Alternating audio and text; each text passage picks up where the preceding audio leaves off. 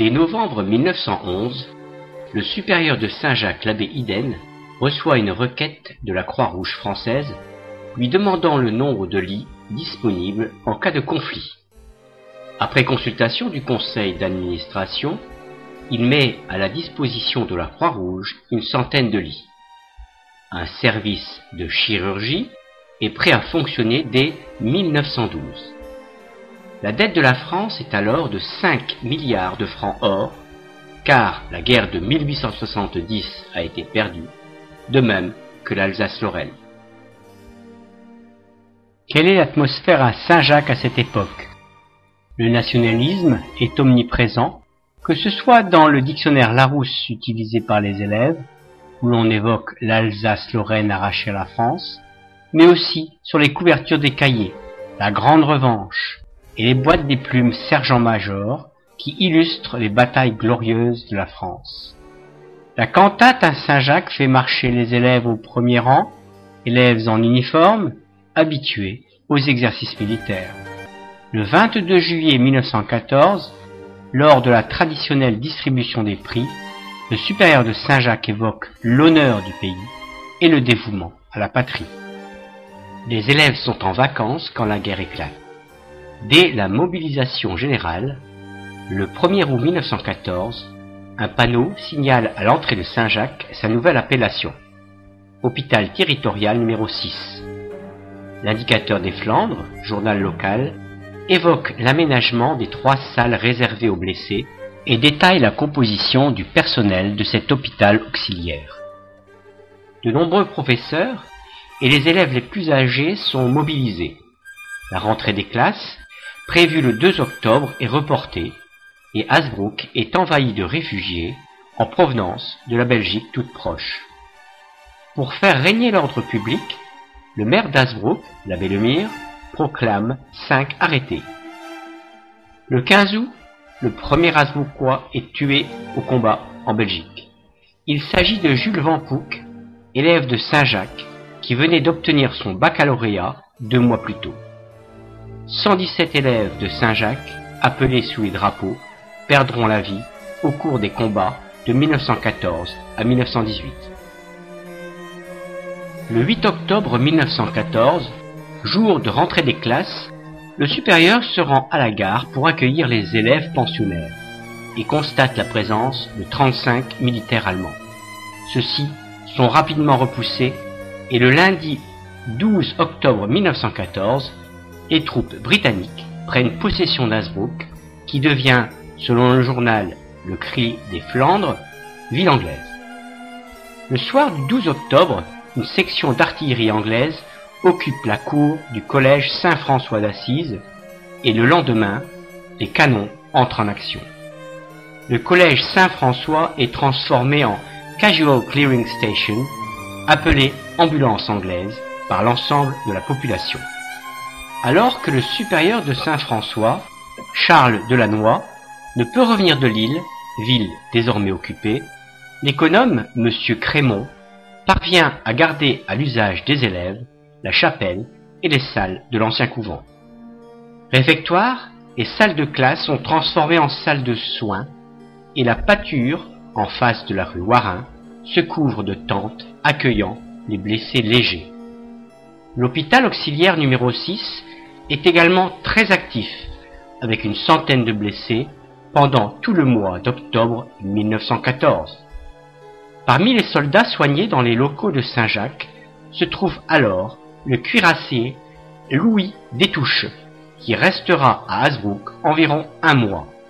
Il deviendra par la suite un écrivain célèbre, Louis-Ferdinand Céline, dont le livre Voyage au bout de la nuit évoque l'horreur de la Grande Guerre. Dès novembre 1914, au collège Saint-François comme à Saint-Jacques, quelques classes sont constituées, avec des professeurs assurant également le rôle d'infirmiers. Une curieuse cohabitation se met en place, la moitié des locaux étant occupés par les élèves, l'autre moitié prise par la Croix-Rouge. Au début de l'année 1915, 50 pensionnaires sont accueillis et les enseignants utilisent leurs chambres comme salle de cours. Les facéties d'un singe animal de compagnie du commandant anglais à Saint-François, est l'une des rares sources de distraction pour les élèves. Le mois de mai 1915 verra arriver l'utilisation des gaz asphyxiants sur le front à Ypres. Le lundi 25 mai 1915, plus de 800 militaires, dans un état lamentable, rempliront les locaux et la cour de récréation du collège Saint-François. L'année scolaire s'achèvera le 23 juillet 1915 avec la proclamation du palmarès dans la salle d'études de Saint-François par le supérieur intérimaire, M. Béhague. La rentrée des classes prévue le 4 octobre 1915 est reportée au 18 et l'abbé Iden, manquant de locaux, transforme le cinéma d'Hazebrouck en dortoir afin d'accueillir les 200 pensionnaires inscrits. La rentrée a finalement lieu avec 280 élèves et Saint-Jacques met en place une classe de 7e flamande afin d'accueillir les nombreux élèves belges exilés à Hazebrouck. Les cours sont souvent perturbés par le bruit du canon lointain, mais aussi par les bombardements aériens des taubes, avions allemands ressemblant à d'étranges oiseaux semant la mort sur leur passage. À chaque vacances scolaires, un sauf-conduit est obligatoire pour les élèves désirant regagner leur famille. Au mois de janvier 1916, ce sont 1200 soldats qui ont été soignés à l'hôpital territorial numéro 6 et 30 y sont décédés. La distribution des prix a lieu le 25 juillet 1916 en présence de M. Tack, vice-consul de Belgique à Hazebrouck, et dans son discours, M. Iden y évoque la gloire de la Belgique envahie, et les élèves proclament à voix haute « Mort au champ d'honneur » à l'appel des 30 noms des anciens élèves de Saint-Jacques, morts pour la France. L'année scolaire 1916-1917 commence le 4 octobre 1916 avec 240 élèves, et à la fin du mois de décembre 1916, l'hôpital auxiliaire a soigné 2145 soldats depuis le début de la guerre. À Hazebrouck comme ailleurs, ici à Zuidcote, près de Dunkerque, les hôpitaux sont remplis, et les civils qui subissent les bombardements terrestres ou aériens tentent de survivre avec une alimentation souvent réduite au minimum. À la distribution des prix du 25 juillet 1917, l'effectif de Saint-Jacques est de 250 élèves. À la rentrée des classes d'octobre 1917, les élèves de Saint-François d'Assise retrouvent leurs locaux libérés de la présence des militaires anglais et transforment le réfectoire en dortoir. Le mois de décembre 1917 va marquer une vive attaque de la ville d'Hazebrouck prise pour cible par l'artillerie allemande. Celle-ci utilise désormais un énorme canon de 420 mm situé à 35 km d'Hazebrouck. Le 13 décembre 1917, les élèves du collège Saint-François et de Saint-Jacques doivent s'enfuir à pied sous les bombardements et se réfugient pour une nuit à Morbecque. Ils rentrent au petit matin et en traversant la ville dévastée, un élève de Saint-François, Daniel de Massier, aperçoit la maison de ses parents totalement détruite. Ses parents et 2 de ses sœurs ont été tués dans le bombardement. Seule, sa plus jeune sœur, Suzanne, sera retrouvée indemne dans les décombres après 48 heures de recherche. Les élèves tentent de récupérer quelques affaires dans les locaux dévastés de leur école et regagnent leur famille sous les bombardements. Il est alors décidé d'évacuer élèves et professeurs. Ceux de Saint-François s'installent à Clermarais dès le 26 décembre 1917, alors que les pensionnaires de Saint-Jacques se réfugient à Langrune-sur-Mer en Normandie.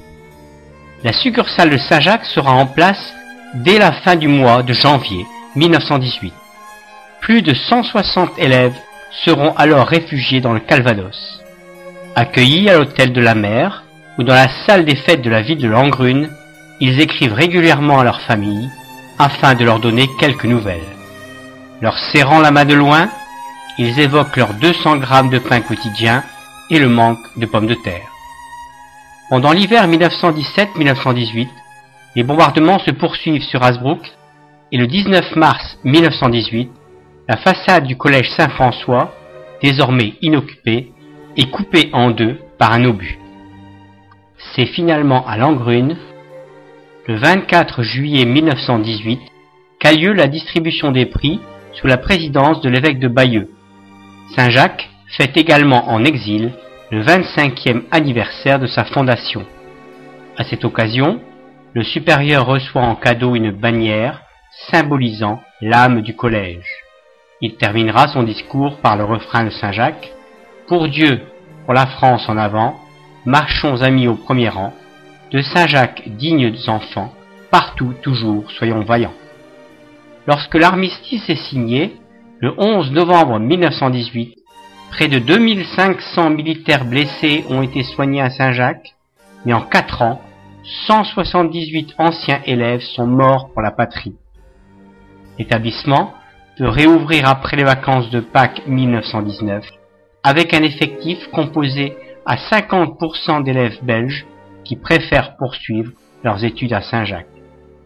Après 4 ans de guerre, la France sort vainqueur du conflit et les militaires affichent la gloire d'une France ayant reconquis l'Alsace et la Lorraine. 22 ans plus tard, Saint-Jacques sera occupé par les nazis et transformé en camp de prisonniers.